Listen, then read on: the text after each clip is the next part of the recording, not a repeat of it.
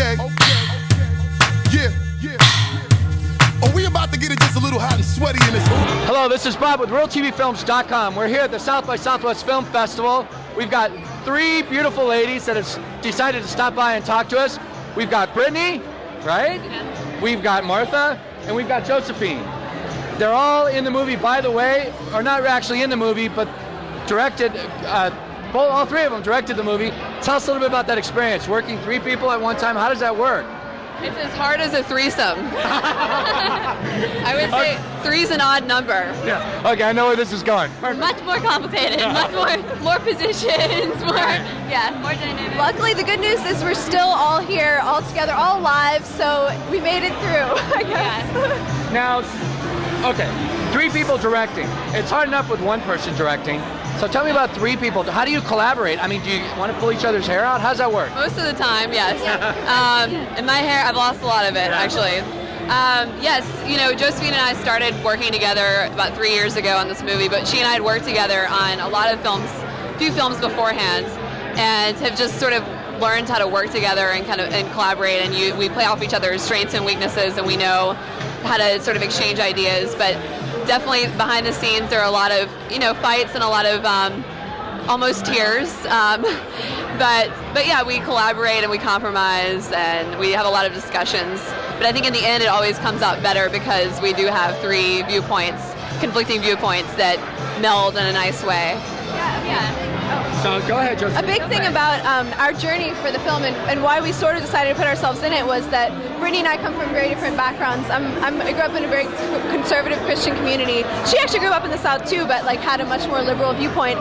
So making a movie on sexuality together, you can imagine the conversations and the butting of heads, and it was amazing for me. It was totally a spiritual journey to come learn so much about myself and about bisexuality through her asking me those hard questions. So now, who's the toughest one to collaborate with? Her. Oh my God, it's so hard to choose. It's almost impossible.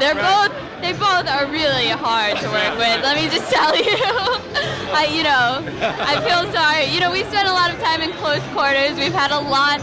I mean, I don't think you can complain about spending, 2 years talking about sexuality every day with other girls. It sounds kind of fun. Can I come be part of this session? I'm really jealous of all the flies on the wall and the rats in the apartments that have gotten to hear all the conversations that we've had. That in itself is entertaining. Now, tell us a little bit about the movie. I think they need to know a little bit about this movie. Sure. Who wants to do with that? Oh, sure. We can just go down the line. Maybe we'll do each one of us can add a sentence or something. I'll start with the easiest one. It's a documentary about the growing phenomenon of bisexuality in young people and this new generation's sexual revolution that's happening right in front of our eyes. So we've really captured this zeitgeist of this moment with sexuality, and that, kids today can date a girl one week and a guy the next, and it's no big deal, and they don't have to label it, and they can make themselves happy, and they do have to butt heads with the generation ahead of them, but their peers are A-okay with it. So we're kind of capturing the spirit of this generation that's in their teens and early 20s right now. Now, it is a documentary. Was it hard to get people to talk about this? It's got to be hard to get people to talk about this. Actually, I would say it's one of the topics that people are most excited to talk about. You'd be shocked by the people who have strong opinions on this subject.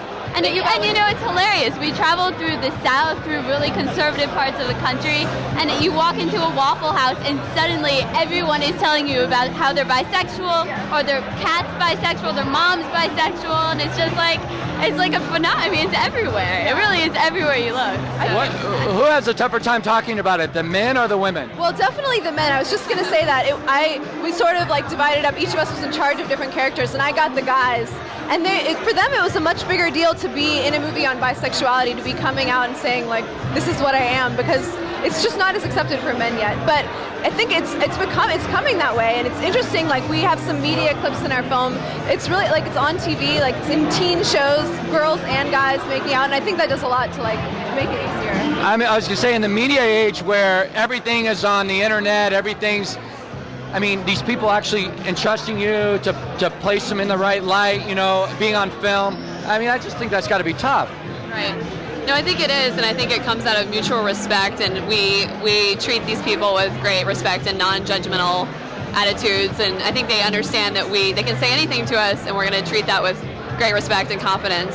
And we do, try to portray them as honestly as possible. Right. But it is difficult because you are taking somebody's life. You film them for a month or 3 months, and that's not them. That's not who they are. You film them a few hours a day. Right. And so we try to do the best we can, but there is a greater personality there that's not necessarily captured on film. And some people don't come off as well in film as they do in person, which is disappointing. So it's hard actually casting for a documentary. You don't know. You can meet somebody in person and think this person's going to be really honest on film, but they freeze up on camera. They don't really want to be as honest when you turn the camera on. And somebody can be really shy and you turn the camera on and they just glow. So you never know what you're going to get. Well, you guys are glowing. You guys look happy. How exciting is this to be here at the South by Southwest Festival? Amazing. True for us. We've been kind of thinking about this in the back of our minds ever since we started the movie. Just the premiere moment, and it's kept us going throughout all the really hard nights that we spent up working on the editing. South by Southwest, and Charlie and Matt have been awesome and really helped our film along. So tomorrow night, premiere party. It's gonna be can we come? Premiere party. Real TV Films can be there? Yeah, you I love it. I love it. It's the Enchanted Forest. So there's going to be burlesque dancers, fire throwers. It's going to be like one of those parties you'll never forget. Well, this sounds like this is something that people do need to talk about. Nobody talked about it, even 10 years ago, even 5 years ago.